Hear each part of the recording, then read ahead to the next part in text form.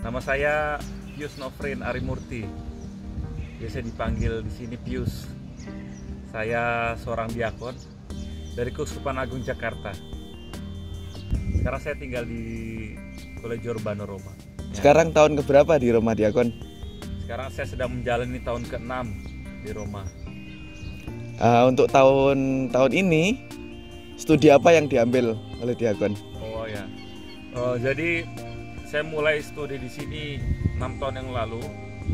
3 tahun yang lalu saya ambil bakalaureat teologi. Lalu setelah itu saya lanjut studi lisensiat filsafat 3 tahun. Dan ini tahun terakhir saya. Lalu pengalaman yang berharga selama Diakon studi di Roma ini apa aja? Pengalaman yang berharga bagi saya, pertama pengalaman bertemu banyak orang dari berbagai negara.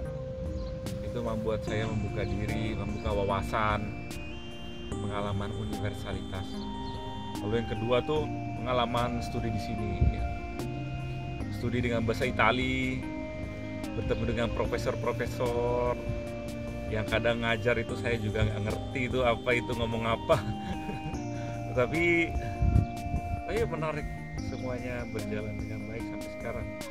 Selama studi di Roma, kan banyak nih umat-umat Indonesia kadang bertanya, Frater, memperingatkan hati-hati, katanya cewek Italia itu cantik-cantik. Kalau pengalaman Diakon berjumpa dengan umat, dengan remaja-remaja Italia yang berpenampilan menarik, bagaimana pengalamannya? Oh ya, disyukuri aja. Iya, pengalaman bertemu mereka sejauh ini sih pengalaman yang menarik. Mereka sangat terbuka dan juga mau tahu budaya negara lain. Jadi mereka sangat senang kalau saya cerita tentang keadaan di Indonesia. Kalau Indonesia itu negara kepulauan, punya banyak pulau, lalu punya banyak bahasa, banyak suku. Itu buat mereka nggak terbayang itu, punya negara seluas negara Indonesia. Lalu ya pengalaman bertemu cewek-cewek Itali memang cantik-cantik sih. Iya bener. Tapi ya disyukuri aja, ya nggak usah ditolak lah. Ya, tetap teguh sampai sekarang ya. Iya, tetap teguh ya. Ya jaga jarak aman lah. Jaga jarak aman. Lalu bagi Diakon, kan sudah studi teologi, lalu studi filsafat. Bagi Diakon sendiri, pentingnya filsafat bagi seorang calon imam, calon pastor Katolik itu apa sih? Pentingnya filsafat. Ya, filsafat itu kan banyak orang yang berpikir sesuatu yang abstrak gitu kan, belajar tentang sesuatu yang nggak jelas, abstrak. Tapi sebenarnya filsafat itu kan cinta akan kebijaksanaan. Nah, itu pentingnya buat orang Katolik, buat kita yang beriman. Kan iman kita mengajarkan kebijaksanaan dalam hidup.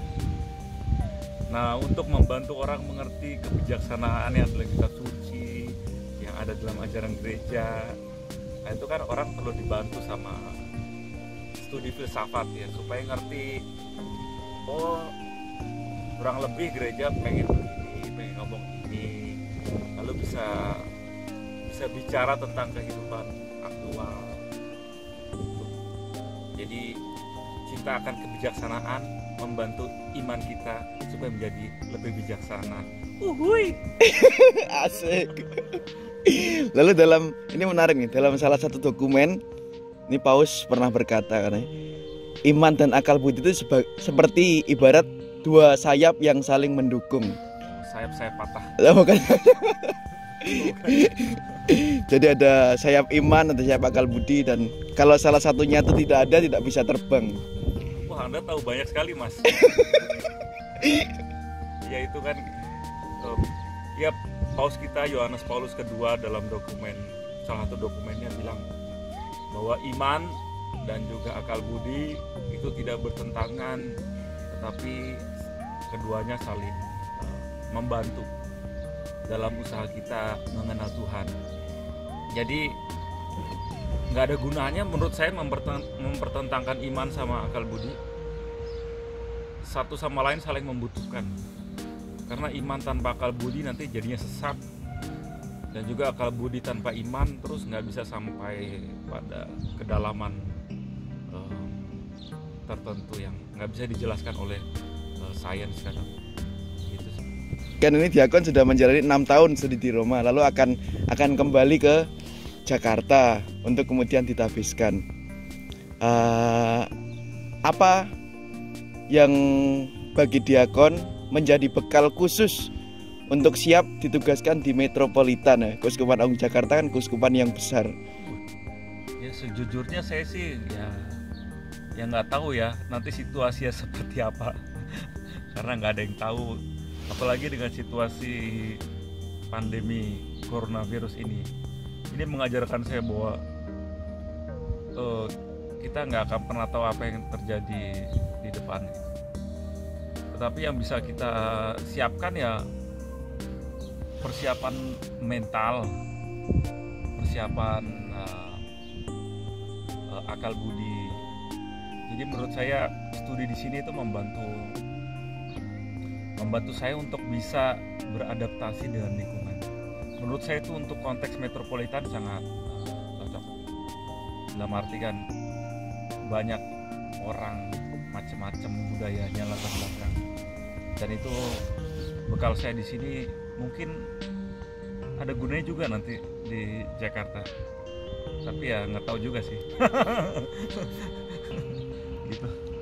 Pesan untuk kaum muda nih yang ada tertarik untuk menjadi calon imam Keuskupan Agung Jakarta, mungkin ada pesan. Ya buat kalian yang masih bingung dengan panggilan, masih ragu-ragu sebenarnya dalam hidup ini mau mencari apa, ya pesan saya dijalani aja. Kalau memang Tuhan memanggil, nggak ada salahnya juga mencoba masuk jadi frater atau jadi bruder, atau buat yang perempuan jadi suster ya. Saya rasa nggak ada salahnya untuk mencoba, karena Tuhan nanti akan membimbing teman-teman untuk menemukan jalan yang sesungguhnya. Jadi terus semangat aja. Tapi panggilan kan bukan coba-coba dia kon. Ya bukan coba-coba sih, tapi kalau memang penasaran kenapa nggak dicoba ya. Ya sekian dari saya, terima kasih banyak atas waktunya untuk mendengarkan kata-kata saya yang mungkin tidak penting ini. Tuhan Yesus berkati. Nah.